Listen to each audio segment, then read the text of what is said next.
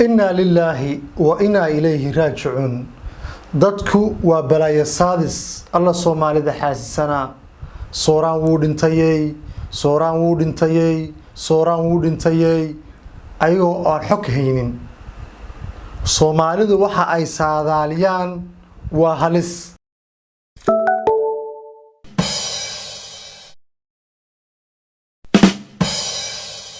salaamullaahi calaykum saaxiibayaal kulan wanaagsan meel walba aad joogtaan isku soo noqod kale oo xiiso badan aad ayaan ugu faraxsanahay mar kale idinkoo caafimaad qaba iyo anigoo caafimaad qaba inaan halkan isaga soo hor muuqano oo aan xog kale isdhaafsano channelku waa channelkiini haddii saaxiib aad igu cusub tahay ugu horeyn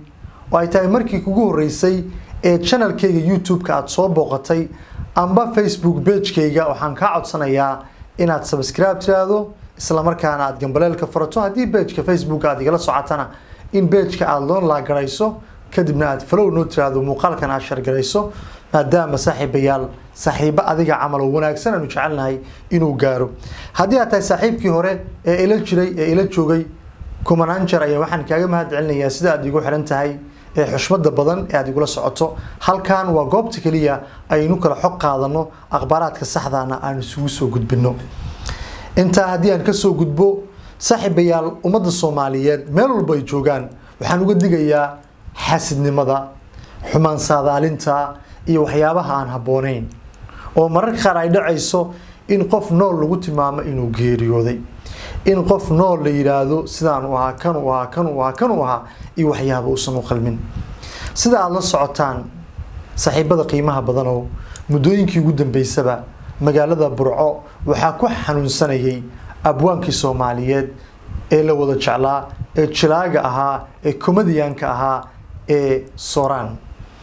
oo cid walba aan looga sheekeynaynin maanta sida aflaanta uu sameyn jiray jilaaynimadiisii sida uu ahaa qof nadiif ka ah xumaanta qabiilka iyo waxyaabaha kale ee cunsuriyada ah uu ahaa nin kaliya dadka inuu ka farxiyo jecel intuu xanuunsanaa ee sariirta uu saarnaa iska daa in loo duceeyay dadka qaar way duceeyay maadsan yihiin dad baa ku saadaalinayay inuu geeriyooday inuu saan noqday inuu inta ka baxay Sooraan xaaladiisu aad ayay u xumayd xanuunka maanta dunida maanshiye ee khatarta ah ayaana asiibay sida la sheegay muddo badan ayuuna la jiifay oo toddobaadii ka badan ah muddadaasi uu la jiifayna Sooraan waxa uu ummadda Soomaaliyeed uga baahnay duco laakiin ma aysan dhicin qaarkood waxay bilaabeen inay dhimasho u saadaliyaan Soomaalidu inay yihiin dad ilkulul inay yihiin dad xun saadaashoodii way soo baxday inkastoo qadar uu ku dhintay haddana geerida dad baa u saadaalinayay ugu dambeyn walaalayaal waxaan idin xaqiijinayaa dad ehelkiisa oo xiriir la sameeyay inay xaqiijiyeen geerida Sooraan waxaana muuqaalkan aan xogaa dib uga soo dhacana waxaan islahaa inta aan noqon lahayd kan ugu horeeyo ee saaxiibadii been u sheega noqo kan ugu dambeeya ee saaxiibadii runta u sheega sababtoo ah wax waqtiga igama lumin haddii aan xaqiiq idin keenay abwaanka muddo ayuu xanuunsanaa xaaladiisana laga dayrinayay wuxuuna u baahnaa gargaar caafimaad inkastoo lagu tacaalay isbitaalkii uu ku jiray magaalada Burco ayuu ku geeriyooday eheladiisa qaarkood ayaan xiriir la sameeyay waxayna ii xaqiijiyeen in muddooyinkii ugu dambeeyay uu soo darsanayay Sooraan oo ah jilay Soomaaliyeed oo la wada jecel yahay ugu dambeyn Ilaahay uu oofsaday walaalayaal haddii shalay qaarkeen xumaha jecel ay u saadaalinayeen geeri qaarkeeni u duceynaya shalay ee murugsanaa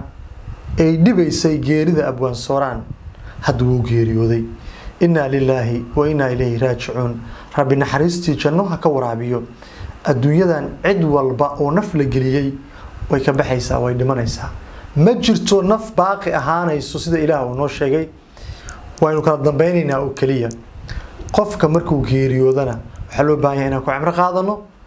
inaan khushuucno Ilaahayna aan xusuusano geeridu waxa loo sameeyay intaas waa haddii aakhira iyo geeri aysan jir lahayn ummad badan maba xasuusateen aakhirada waxaan idin ka codsanayaa oo aan idin soo jeedinayaa mar 2 3 iyo 4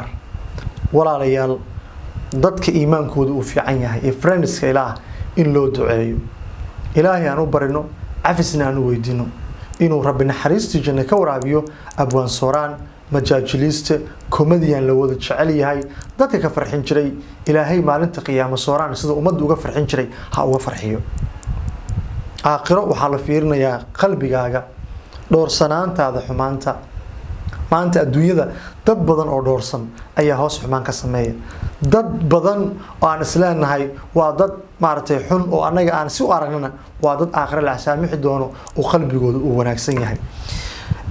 ilaahay ayaana qadartaasi bixiya oo qofkana hanuunka maaragtay ku aadiya qofna xumaanta ku aadiya laakiin qof walba oo muslima oo walaala oo maanta geeriyooday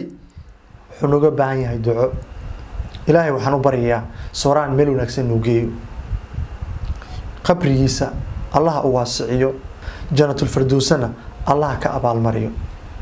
walaalayaal waxaan idin sheegayaa in la iska daayo xumaha xaasidka isnaceebka qof kasta sida nacnaci inta loo duubo oo marcad lagu xiro ayaa inta la dhigo qabriga ayaa dad kuwii kugu jeclay ciidda kugu ronaanaya wayna kaas u tagayaa qadarka nolosha intaas la eg ayaa wax weyn marka anaga nala ah ilaahay aan ka baqno aan soo laabano qof walba ha xisaabiyo adduunyadu wax yar waaye adduunyada in yar waaye naf kastana moodka way dhaminaysaa saaxiibayaal waxaan idinka codsanayaa maalmaha yar ee aan joogno inaan ilaahay u laabano waxaan idinku duceynayaa gafkiina iyo geeridiina ilaahay kulmin qof kasta oo dhintana waxa waaye kulli wuu dhiman lahaa laakiin marka loo duceeyo waxaa la yiraahdaa fiiri qofka meedkiisa marka la qaadayo dariska marka ku farxaan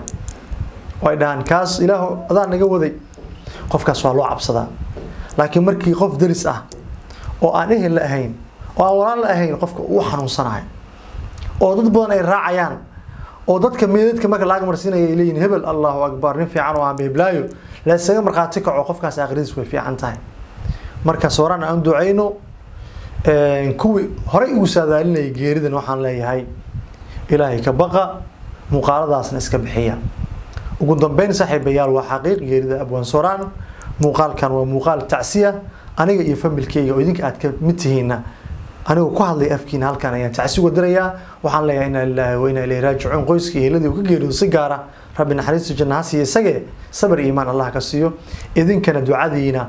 qoraalka ama qaybta hoose commentiga aan ka arko saaxiibayaal qofka markuu dhinto ama uu dhinto leeyahay anaga waxaan u saarnaa emoji ooyin ah maayo emoji ooyin ma la soo saaro waxba ooynin kaliya u duceey qofka markuu dhinto allah u naxariista kaaga filan ama kor u taag ilaahay u bari ogowna qof kasta oo qofka wanaaga la jecel muuminka kale ilaahayna aqal wanaag la jeclaana guud ahaan muuqaalkan inta ayaan ku soo gabagabeynayaa waa tabliiqi baraha bulshada walaalkiina Cabdulcasiis Riyeeli inta aan dib u kulmayno ama muuqaalka xiga aan iskaga hor imaanayno waxaan idinkaga codsanayaa subscribe inaad tiraahdo cusub tahay waan jecelahay bye bye